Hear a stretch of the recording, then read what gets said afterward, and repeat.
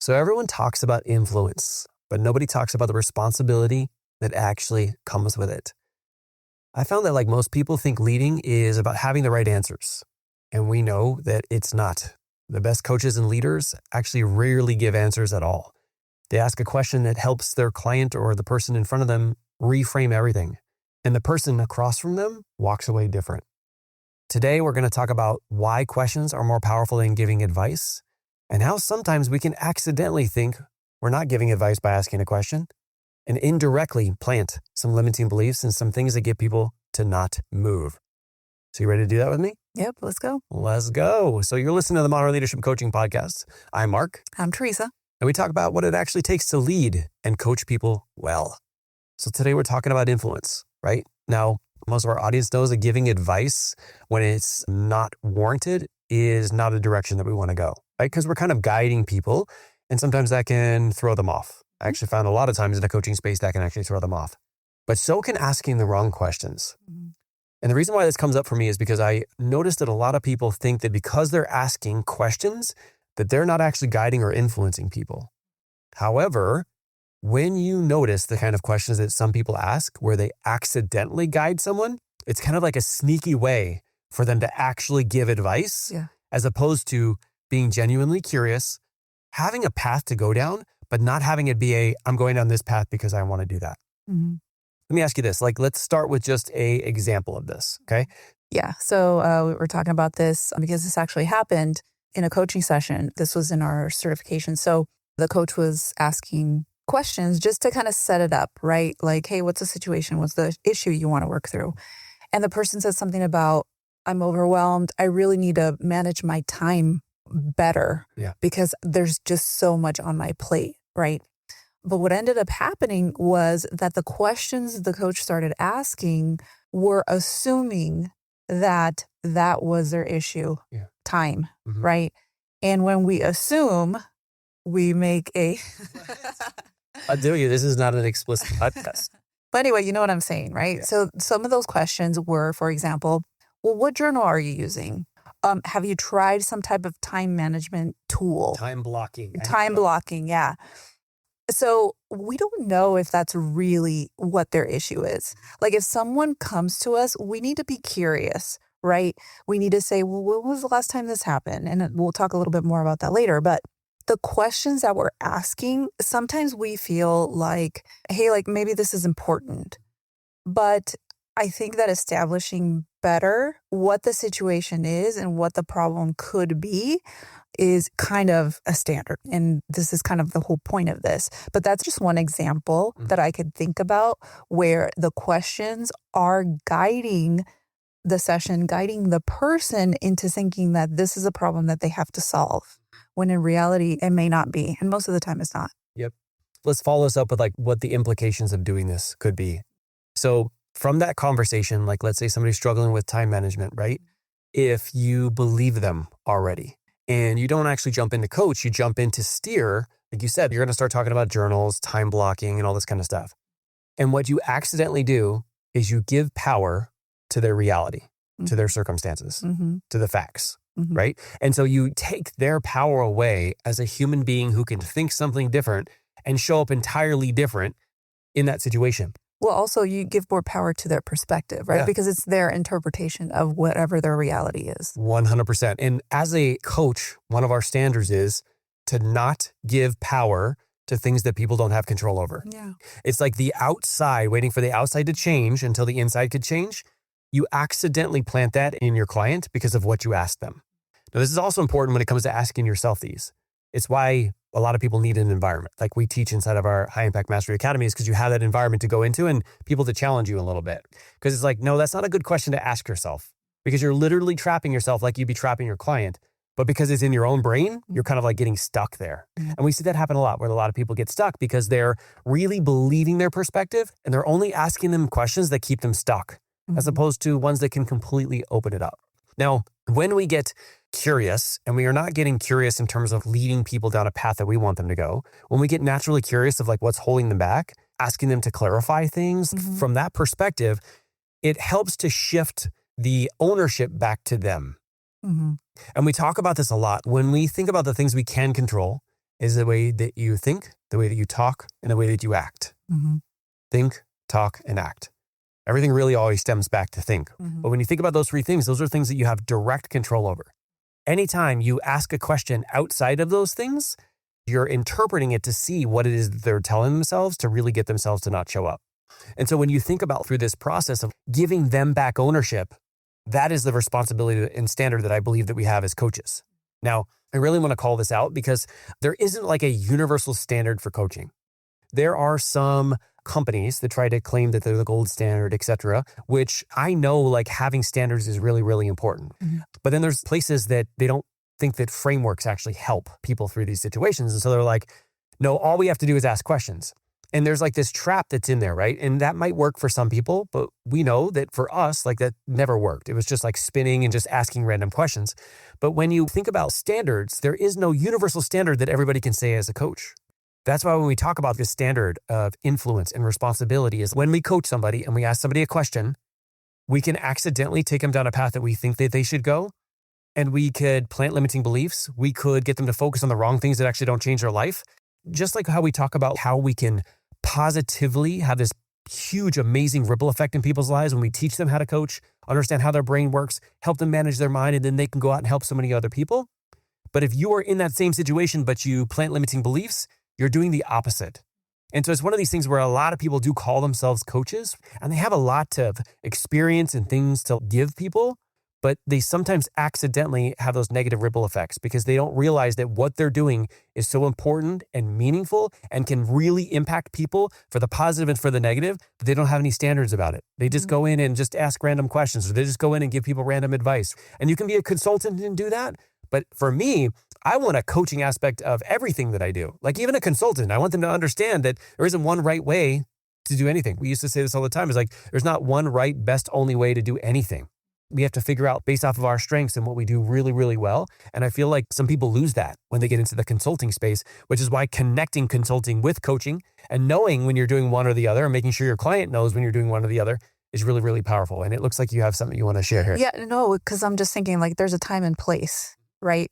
The outcomes are so much better when you can first coach someone without leading them, right? Having that standard for yourself and how you help people. And then once you establish that, once you kind of really figure out what's going on, then you can bring in your expertise. Then you say, you know what? This sounds like something that I went through, or this sounds like something someone else went through. Let me share with you some ideas that you can try on for size. So there's steps. Yeah. First, figure out what's going on, being curious and not leading people in a direction. And then once you know that, then you can bring in those tools that can really help push them forward. Yep. I mean, that's one of the reasons why we always say like adding coaching to whatever you're doing is really, really powerful because it makes everything that you're currently doing even better because you're opening the door to finding out what's actually the person struggling with. And then you have all the tools usually because you've been through it yourself that you can help them with. And you avoid the spinning because you're going to know to tackle that one thing that's going to keep them from actually taking your advice. Yep. Right? 100%. I've seen well-intentioned coaches, leaders, parents, right? They start doing this. So let's talk a little bit about that, about like, why does this happen? Because I don't think it happens because we want to influence people for the negative. That's not what we're here to do. We're here to make an impact. Why do you think this happens? I'm just going to speak from my experience.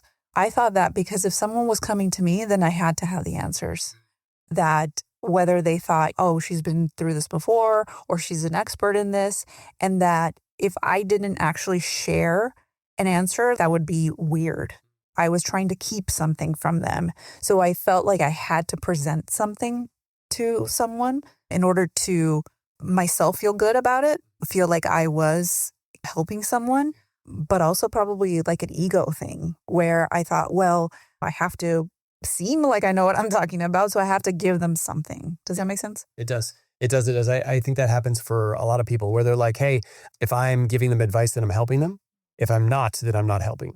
And obviously we change the way that we think about that because we know that by giving them advice, we actually hinder them. We don't empower them. Yeah. We make them become dependent on us as opposed to empowering them, asking them a great question, and then sharing some of our advice and strategies, right? I'm not going to pretend like I don't have any experience. Right. I'm going to be like, hey, what did you mean by that? And I'm going to get in deep and I'm going to be able to see what perspective is driving the behavior and then get to say, hey, here's some other ideas too. Not just in the perspective change, but also here's some other ideas because I've seen this work with a whole bunch of different people. It doesn't mean this is the one right way, but like, I just want to share this with you. And it opens the door because not only do they now have tactics, but they've also overcome any resistance that could come up in their way, and that will get them to take that action. Yeah. I mean, like we said, this is why this happens. We are well-intentioned. We want to help people, but we think leading is standing at the front of the room telling everybody what to do. And that's not the definition of leadership. Yep. When we talk about standards, what do we mean? So I know we teach some of these inside of our certification. Can you maybe name a couple different things that we do in terms of teaching the standards? One of the things I can think about is like clean thinking. Yep. And that is when you go into a session or you approach a conversation without any expectations and you kind of clear your mind of the me aspect of things and you focus on the person. Another thing is holding space. And I want you to talk about this because I think that you define this really well. Holding space is not giving power to the circumstances or to the things that your clients are actually going through. So sometimes what we'll see happen is you'll go into a session, they'll be like, oh my God, I'm so overwhelmed. I got all these things that I got going on. And then somebody will be like, oh man, I totally hear you. This week has been really crazy. So let's talk about it. Think about your experience as a client if that's what happened. Versus if you come to me and you go, oh my God, this week has been crazy. I've been totally overwhelmed. And I'm like, okay, let's dive in. I'm going to be able to help you through this.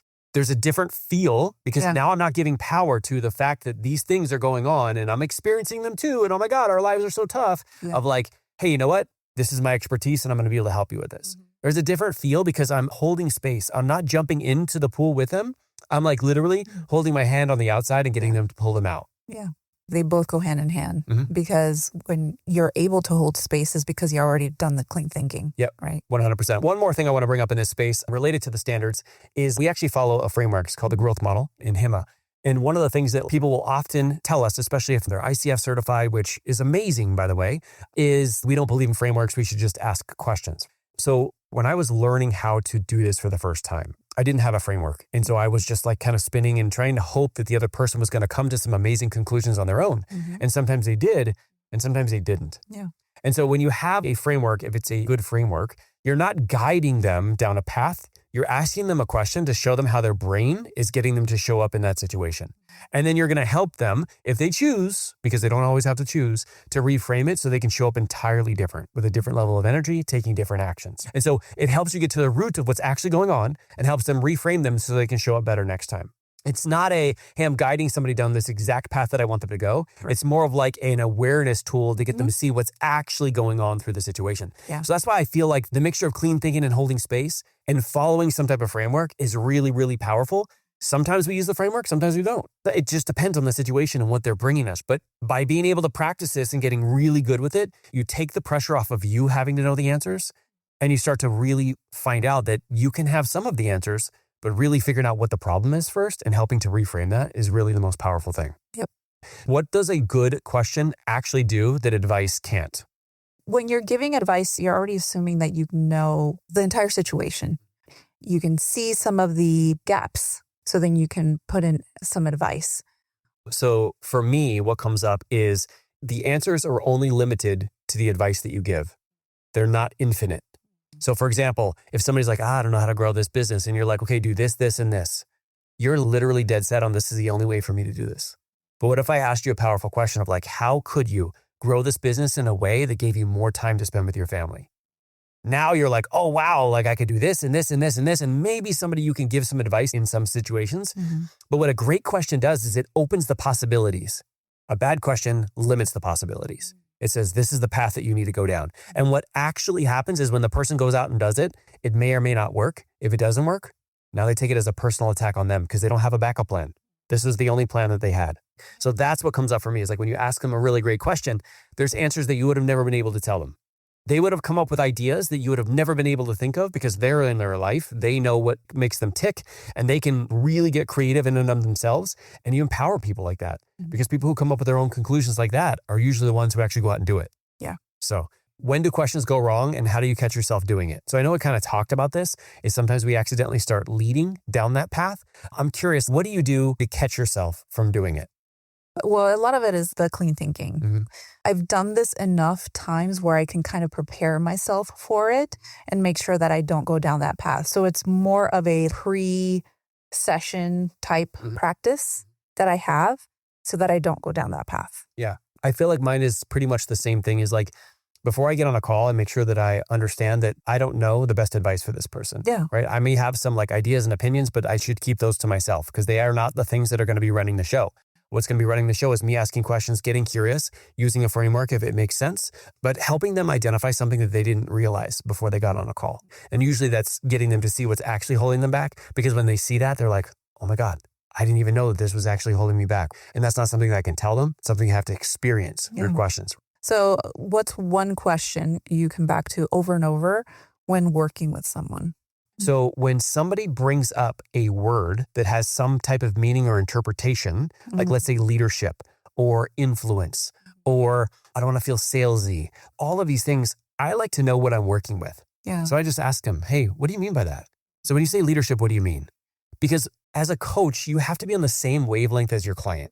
And if you're functioning from two different wavelengths, like you believe the word leader is this and they believe the word leader is this, you're not going to be able to be in congruence at any point because you don't know how they think about it, right? Yeah. They don't know how you think about it, right? Which actually isn't important to this thing, but it is important to you as the coach to be able to understand, what do they mean by that? What do they mean by overwhelmed? Because like 10 different people will tell you 10 different things happen with overwhelm. So one of the things that I do is I think that through. It's like, what do they mean by that word? I want them to define it. And the second thing, and people instead of HIMA are going to know this is the thing, is I say, tell me about the last time this came up for you. Tell me about the last time this happened.